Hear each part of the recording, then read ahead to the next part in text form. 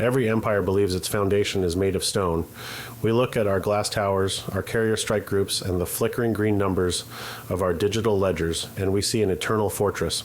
We tell ourselves that we are different, we are exceptional, we are too advanced to fall, but history isn't written in stone, it's written on paper, and paper burns. Consider the Soviet Union in 1989. To the outside world, it was a nuclear titan, an invincible wall of steel and ideology. It had 30,000 nuclear warheads and satellites spanning the globe. Yet, in just 900 days, it simply ceased to exist. It didn't fall to a foreign bayonet or a nuclear strike. It died because the ledger stopped balancing. It died because the faith in its paper evaporated. This isn't a tragedy, it's an algorithm, a recurring mathematical infection that has toppled every giant of the last 5 centuries. Spain, Britain, the USSR, they all followed the same 7 stages of decay, and today the United States has already cleared 5 of them. We aren't walking toward the cliff. We are already in the air. We just haven't felt the impact. Yet. The trap always begins with a seductive lie, the belief that money is wealth. In 60 AD, Emperor Nero looked at the Roman denarius, 4.5 grams of pure silver trust, and saw a problem. He had too many armies to pay and not enough silver to do it. So he did something that would haunt every central banker for the next 2,000 years. He cheated. He started mixing the silver with copper. He told the people the coin was the same, but the math knew better. By the year 265, the denarius was a lie. Cheap metal wearing a thin, pathetic coat of silver paint. As the paper value of the currency died, so did the soul of the empire. The army refused to bleed for copper. Farmers refused to sell grain for tokens. Rome didn't fall because the Goths were stronger. It fell because its promises were worthless.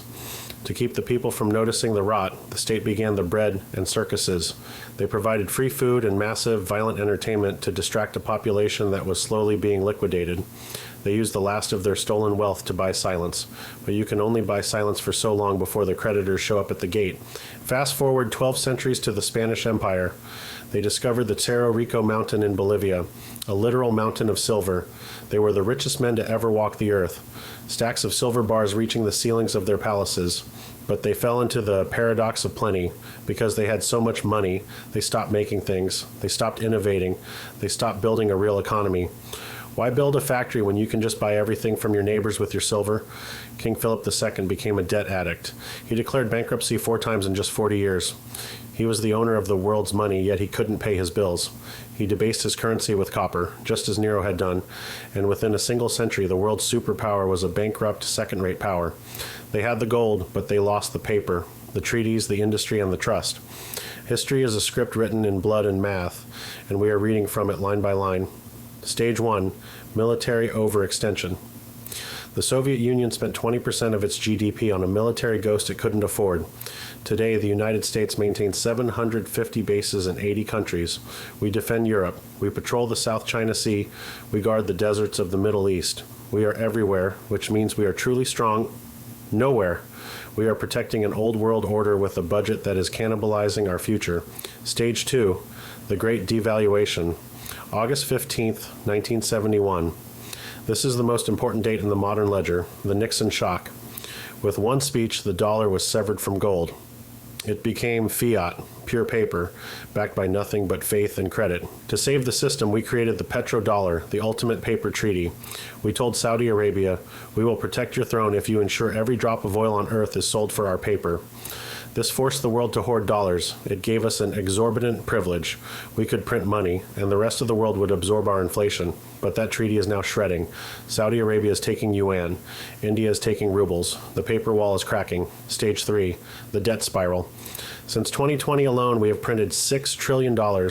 We aren't mixing copper into silver anymore. We're running a digital printing press until the ink runs dry. Our national debt is a $37 trillion monument to failure, but it's the interest that kills. We now pay over $1.1 trillion a year just for the privilege of being in debt. That's more than our entire defense budget. We are borrowing money just to pay the interest on the money we already borrowed. In mathematics, this is called geometric progression. In history, it's called a death rattle. Stage 4, loss of productivity. Like Spain, America has become a nation of consumers. We design in California, we fund in New York, and we consume in every mall in between. But we do not build. We have outsourced our lifeblood to our rivals. We rely on China for our medicine, our electronics, and our steel. If the world decides they no longer want our paper, we have nothing left to trade but our memories. Stage 5, social decay. This is the internal disorder phase. When the money dies, the truth dies next. We have fractured into tribes, fed by algorithmic bubbles, increasingly willing to trade ballots for bullets. Trust is a dead currency. Look at the patterns of revolution.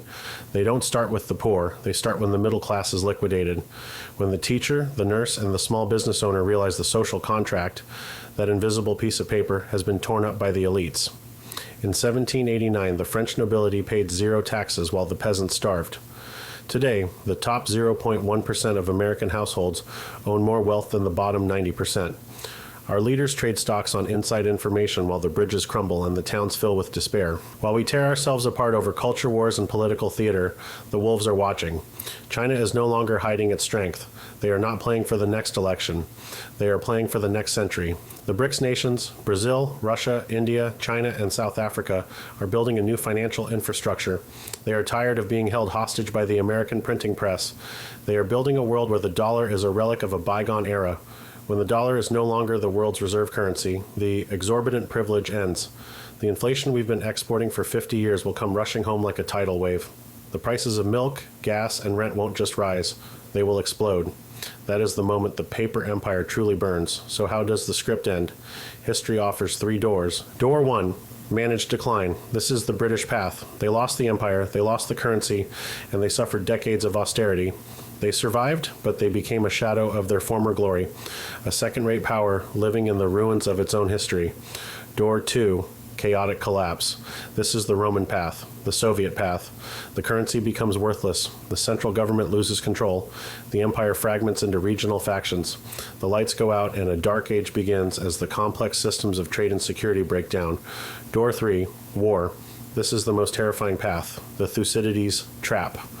When a declining power realizes its time is up, it often strikes out in a desperate attempt to reset the global ledger, a kinetic collision with China to force the world back under the thumb of the dollar. Right now, we are sleepwalking through all 3 doors at once. The most dangerous lie we tell ourselves is, it can't happen here. We think we are too wealthy, too democratic, too American to fall, but the algorithm of history does not care about your flag. It does not care about your exceptionalism. It cares about math. You cannot spend more than you earn forever. You cannot print wealth. You cannot maintain an empire on debt. The 80-year cycle, the long wave of history, is reaching its winter. The debt is compounding. The internal conflict is boiling. The external rivals are ready. The question isn't if the American empire will collapse. The question is, what will you be holding when the paper burns? Will you be holding on to a system that no longer exists? Or will you have found a foundation made of something stronger than ink? The sun is setting on the era of paper. Make sure you're ready for the dark.